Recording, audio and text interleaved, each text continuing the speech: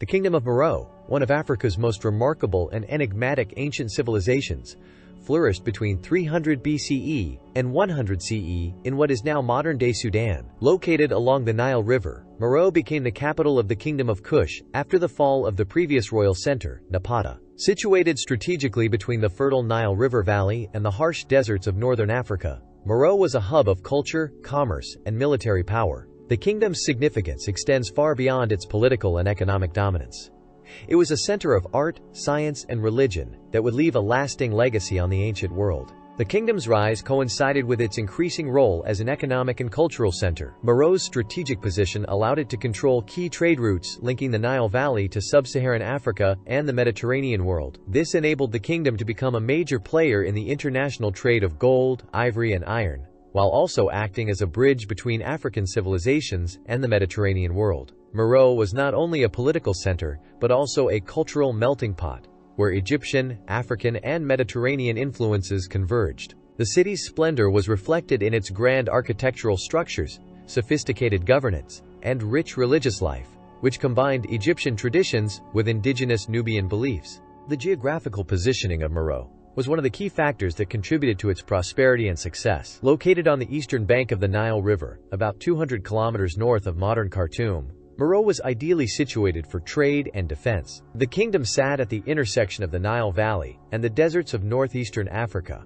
a crucial crossroads between Africa and the Mediterranean world. Meroe was not only protected by natural barriers, such as the vast deserts to the east and west, but was also well connected to the Nile's trade routes. The Nile River itself was a vital artery for transportation, connecting the southern reaches of Africa to the Mediterranean. This gave Meroe access to goods from Egypt, the Mediterranean, and the heart of Africa, including gold, ivory, and exotic materials from sub-Saharan Africa. Additionally, the region was rich in natural resources, particularly iron ore, which would later play a crucial role in the kingdom's economic and military dominance. The proximity of Meroe to the deserts allowed it to control key trade routes that passed through the region. These routes facilitated not only the exchange of goods, but also cultural and technological interactions, which significantly influenced the development of Meroe's society. The location of Meroe thus made it a vital center for both trade and defense, positioning it as a power broker in the ancient world. Meroe's history is deeply intertwined with the history of the Kingdom of Kush. The Kushites had long been a powerful force in Nubia,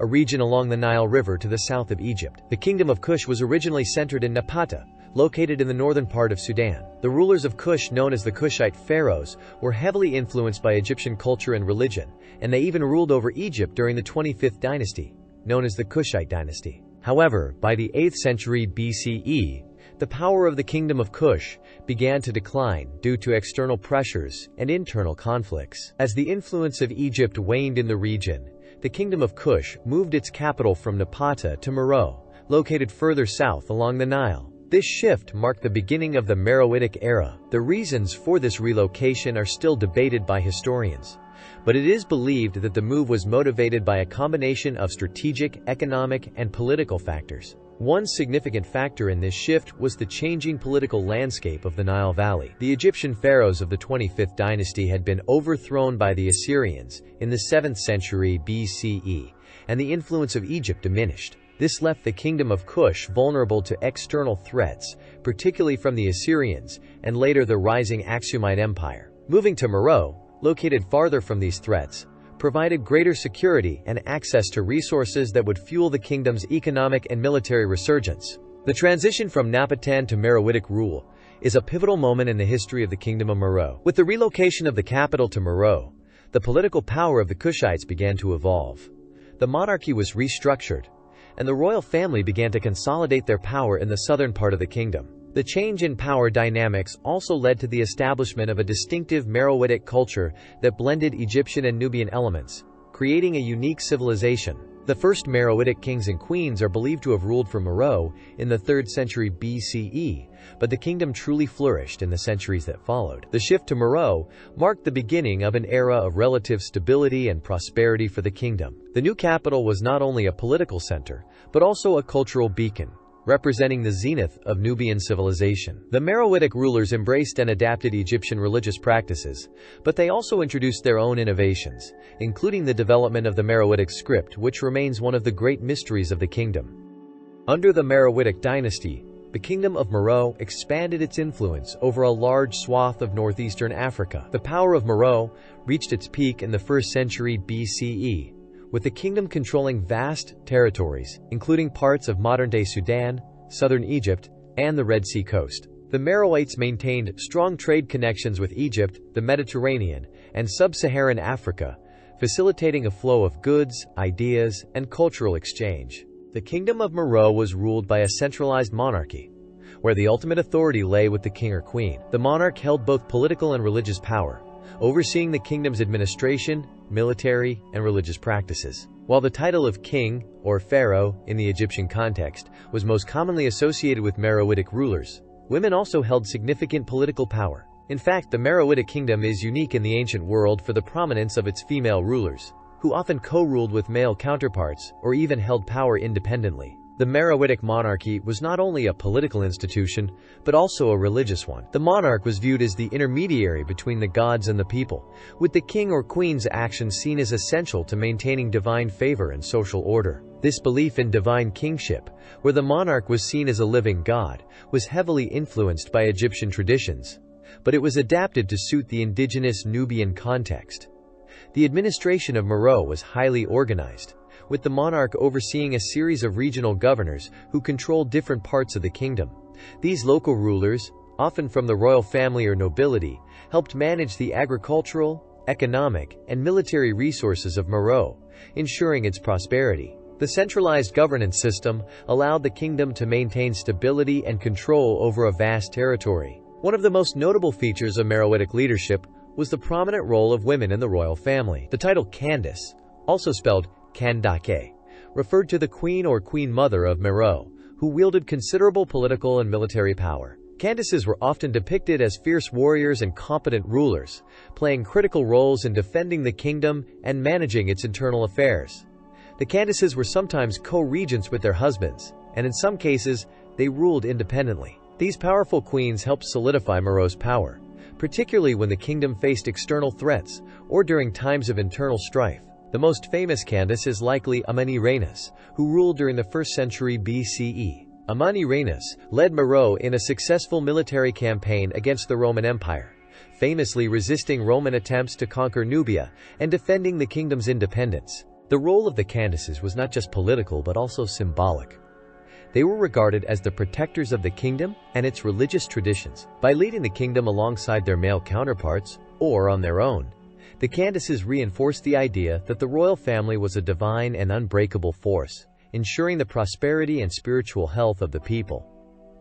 The Meroitic dynasty maintained close ties with Egypt, reflecting the long-standing relationship between Nubia and its northern neighbor. This connection was partly due to Meroe's origin as part of the Kingdom of Kush, which had ruled Egypt for several centuries during the 25th dynasty. Many Meroitic rulers considered themselves the legitimate heirs to the ancient Egyptian pharaohs, and their rule was legitimized through the adoption of Egyptian-style titles and religious practices. However, while the Meroites shared many cultural and religious similarities with the Egyptians, they also developed a distinct identity. The Meroitic kings and queens often combined Egyptian gods with indigenous Nubian deities, creating a unique blend of religious traditions. The Meroitic monarchy continued to revere Egyptian gods such as Amun, but they also embraced the worship of local Nubian deities like Apedemak, a lion-headed god of war. Meroitic society was highly stratified, with a clear division of labor that reflected the kingdom's economic and religious priorities. At the top of the social pyramid was the royal family,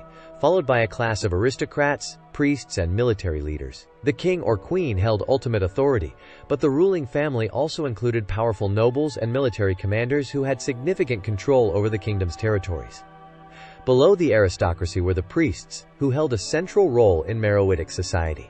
Religion permeated every aspect of life in Meroe, and the priests were responsible for performing rituals, overseeing temples, and maintaining the favor of the gods. Many priests held high social status and enjoyed privileges, including land ownership and wealth generated from temple economies. Artisans and craftsmen were also highly respected in Meroitic society. Meroe was renowned for its advanced metalworking, particularly in iron production, and many artisans were employed to produce the kingdom's tools, weapons, and luxurious goods. The Meroites are also famous for their pottery, textiles, and jewelry, with skilled artisans creating finely detailed works that reflected the kingdom's cultural and artistic achievements.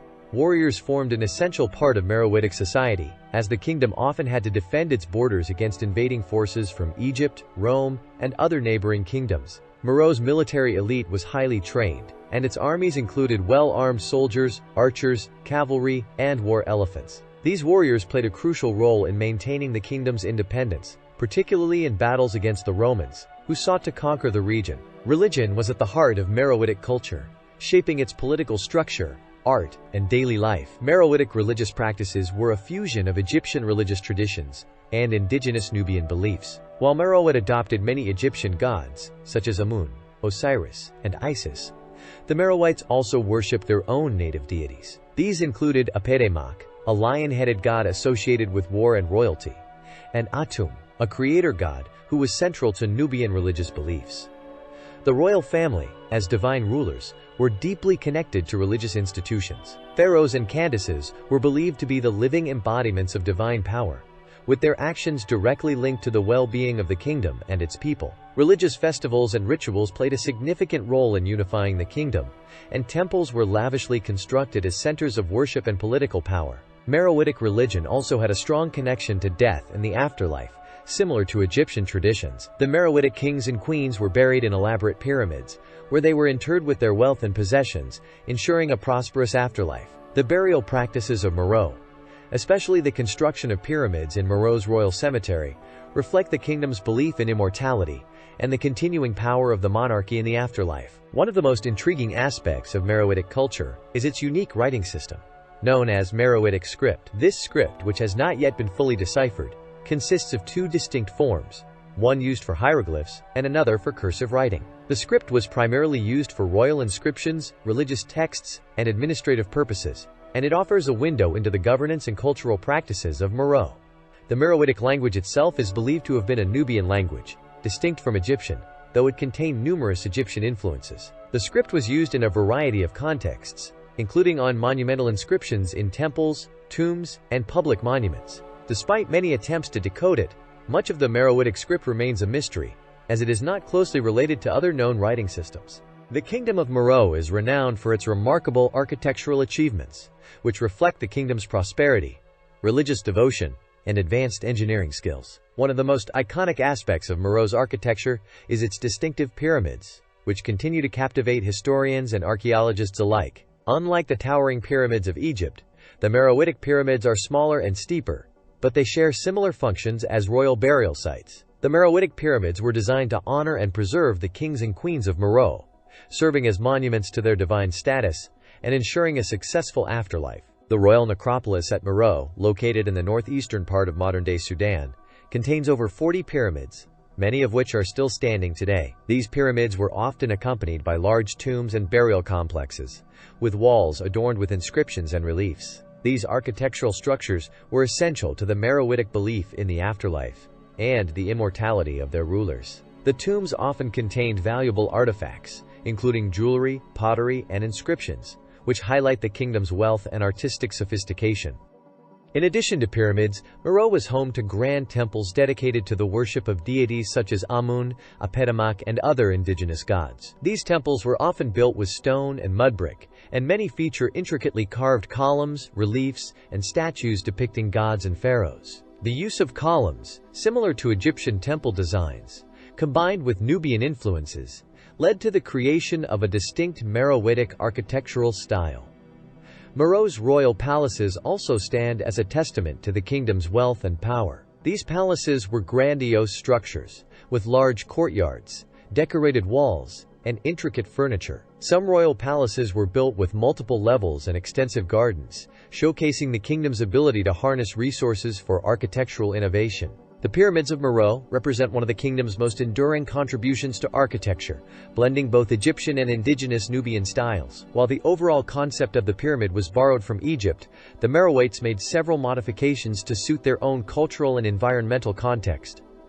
One key difference between the Meroitic and Egyptian pyramids is their size and slope. Meroitic pyramids tend to be smaller and steeper, with a more compact base and a higher, sharper peak. This architectural style was more suited to the region's rocky terrain and the Meroites' particular engineering methods. These pyramids were also decorated with distinctive Nubian symbols, which were often combined with Egyptian motifs, creating a unique blend of two powerful cultures. The Meroitic pyramids were often constructed from sandstone and granite, materials that were abundant in the region. The burial chambers within these pyramids were richly decorated with hieroglyphic inscriptions, which, although related to Egyptian hieroglyphs, incorporated a variety of local signs and symbols, reflecting the fusion of Egyptian and Nubian influences in Meroe's culture.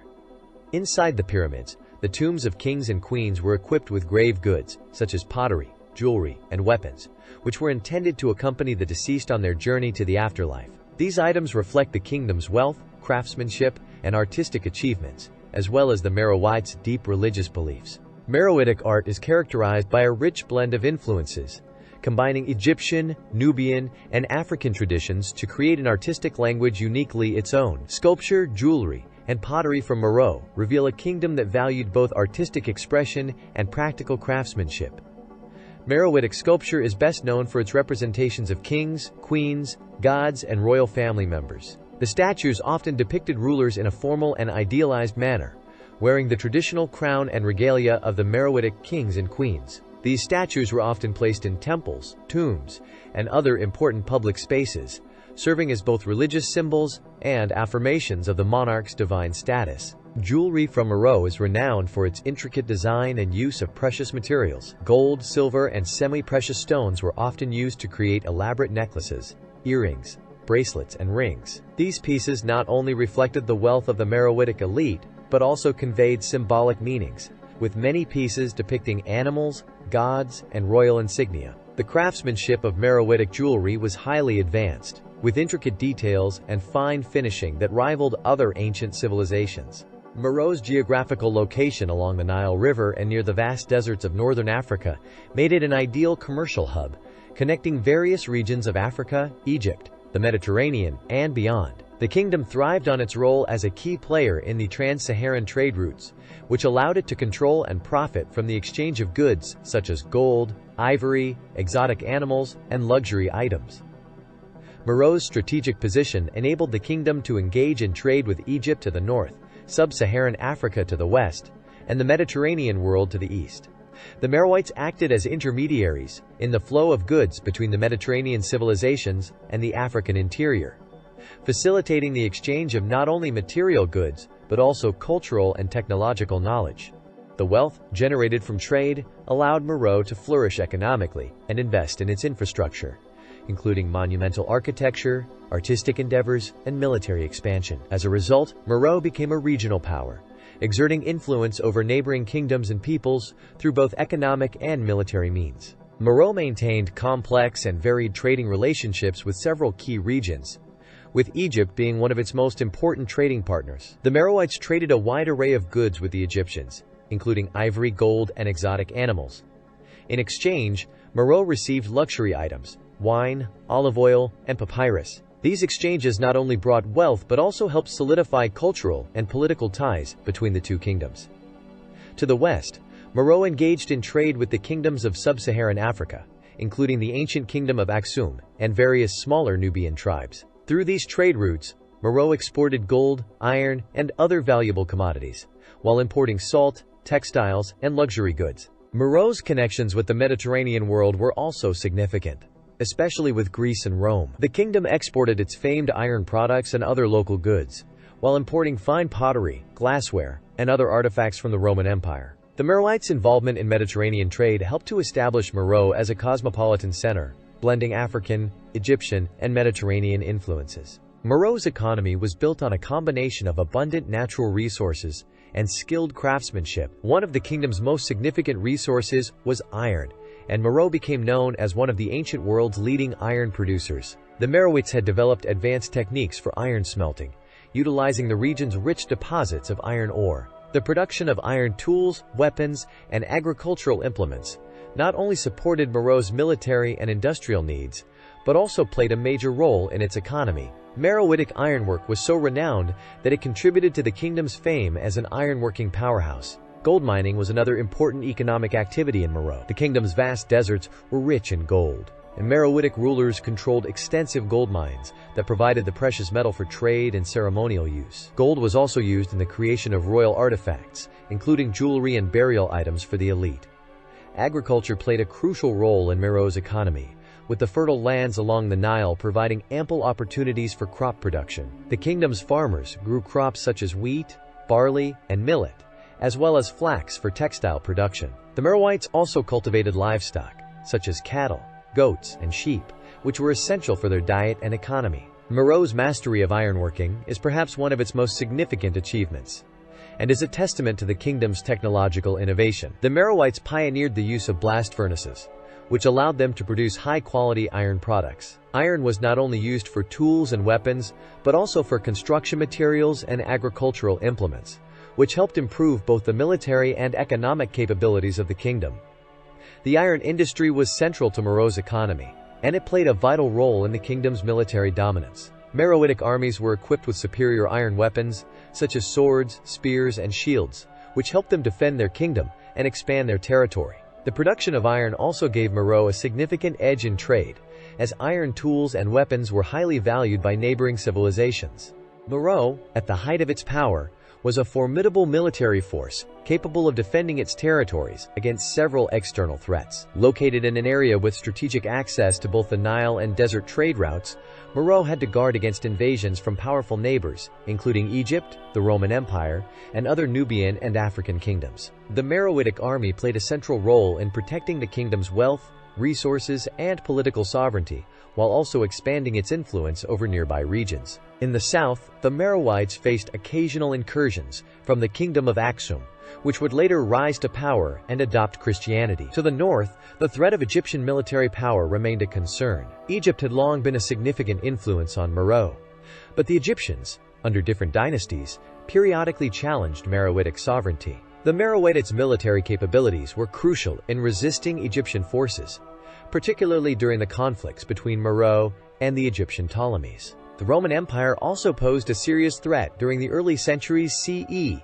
with Roman expansion in the Mediterranean and Africa leading to clashes with the Meroites. Meroe had some successful military engagements against the Romans, who had an interest in controlling the trade routes and resources of the region. The Meroitic military's ability to resist foreign powers helped to establish the kingdom's reputation as a formidable African civilization. The Meroitic army was a highly organized and disciplined force, with specialized divisions that included skilled archers, heavy cavalry, and war elephants. The army was known for its formidable use of archers, whose long-range tactics could devastate enemies before they came within striking distance. These archers were often supported by infantry equipped with spears and shields, creating a balanced military formation capable of defending against diverse threats. Cavalry played a central role in Meroe's military, providing the kingdom with mobile strike forces. The Meroitic cavalry was skilled in both offensive and defensive combat, often engaged in flanking maneuvers or surprise attacks on enemy supply lines. The cavalry's mobility allowed Meroe to quickly respond to threats and protect its trade routes,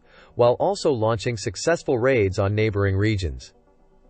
One of the most distinctive features of Meroe's military was the use of war elephants. These massive creatures were used in battle as both a psychological weapon and a physical force of nature. Elephants were often armored and used to charge enemy lines, causing significant disruption and panic. They were a symbol of Meroe's military might and played a key role in the kingdom's defense against larger, more organized armies such as those of Egypt and Rome. Throughout its history, Meroe experienced a number of military confrontations, particularly with the Romans and the Egyptian Ptolemies, both of whom sought to control the resources and trade routes in and around the Nile Valley.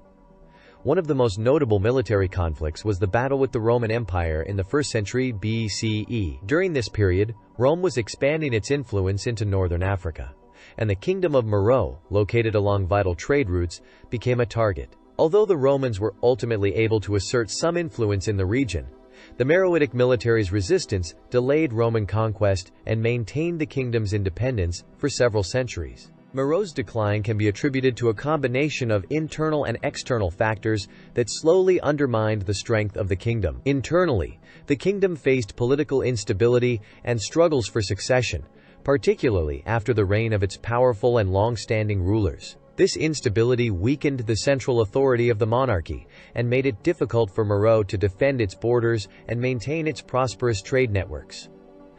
Externally, Meroe was increasingly pressured by neighboring kingdoms. The rise of the Kingdom of Aksum, which would eventually adopt Christianity, posed a significant threat to Meroe's influence in the region. Aksum's growing military and political power led to the gradual loss of control over important trade routes and resources. Aksum's expansion into Nubia and its ability to adopt new religious and political systems weakened Meroe's regional dominance. Additionally, environmental factors played a role in the kingdom's decline. The depletion of vital resources, such as timber for iron production, and the difficulty of sustaining agricultural practices in the arid climate likely contributed to the kingdom's weakening economy.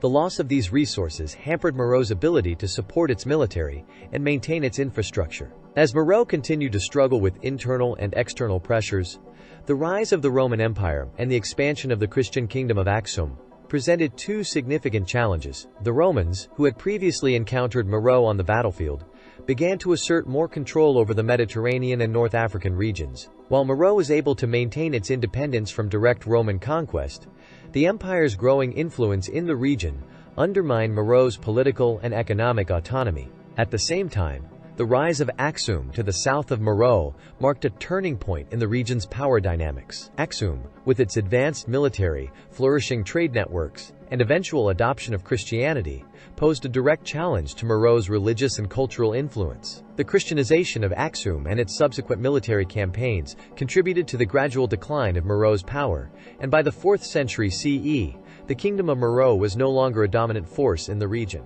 Despite its eventual decline, the Kingdom of Meroe left a lasting legacy on Sudanese culture and identity. The Meroitic period was a time of cultural flourishing, marked by achievements in art, architecture, and military prowess. The kingdom's influence can still be seen in Sudanese culture today, particularly in the continued reverence for the ancient Nubian civilizations and their contributions to African history. Meroe's pyramids and monuments, now UNESCO World Heritage Sites, serve as powerful symbols of Sudan's rich heritage and the kingdom's pivotal role in the ancient world. The Meroitic script and language, though largely lost, continue to intrigue scholars and archaeologists, symbolizing the kingdom's distinct cultural identity. The ruins of Meroe were rediscovered by archaeologists in the early 19th century and have since become an important focus of modern archaeological study. Excavations have uncovered the remains of the kingdom's royal palaces, temples, pyramids, and other structures, shedding light on the kingdom's sophisticated culture and advanced technology. Today, the ruins of Meroe serve as a critical link between Africa's ancient past and its modern identity. The study of Meroe has revealed the kingdom's significant contributions to African civilization, particularly in terms of architecture, art, and iron production. The ruins also offer insight into the complex political and social structures of the kingdom and provide a window into the history of Nubia and the wider African continent. Meroe's legacy influenced subsequent African civilizations, especially those in Nubia and Ethiopia. The Kingdom of Aksum, which eventually supplanted Meroe as the dominant power in the region, adopted many elements of Meroitic culture, including artistic styles, military techniques, and religious practices. The Aksumites also continued Meroe's tradition of ironworking, incorporating it into their own economy and military. In Ethiopia, the Kingdom of Aksum and later empires built upon the cultural and technological foundations laid by Meroe. The spread of Christianity through the region, influenced by Aksum and earlier Meroitic religious practices, helped shape the religious landscape of the Horn of Africa. The rise of Meroe from its roots in the Kingdom of Kush to a dominant force in the Nile Valley was a testament to the strength of its people, their military prowess, and their strategic location. Meroe became not only a cultural and religious center, but also a hub of trade and industry, particularly with its unparalleled ironworking capabilities. The grandeur of Meroe was reflected in its magnificent pyramids, intricate art, and vibrant society. However, like many great civilizations, Meroe ultimately succumbed to a combination of internal and external pressures, including political instability, resource depletion, and the rise of neighboring powers such as Aksum and the Roman Empire. While its decline marked the end of an era, the echoes of Meroe's greatness continue to resonate through history. Meroe stands as a proud symbol of African civilization and its contributions to the broader development of humanity. It challenges the often Eurocentric narrative of history by showcasing the rich cultural, political, and economic achievements of Africa long before the colonial period. The Meroitic civilization was a beacon of African creativity, as evidenced by its architecture, art, military innovations, and religious practices. The kingdom's legacy in iron production, in particular, played a critical role in shaping the technological advancements of later African societies. The Meroites' ability to maintain their autonomy for centuries, despite challenges from powerful neighbors, reflects the resilience and strength of African kingdoms. Through ongoing research, excavation, and preservation efforts, Meroe's story will remain an integral part of humanity's shared history, an enduring reminder of the greatness of African civilizations in antiquity.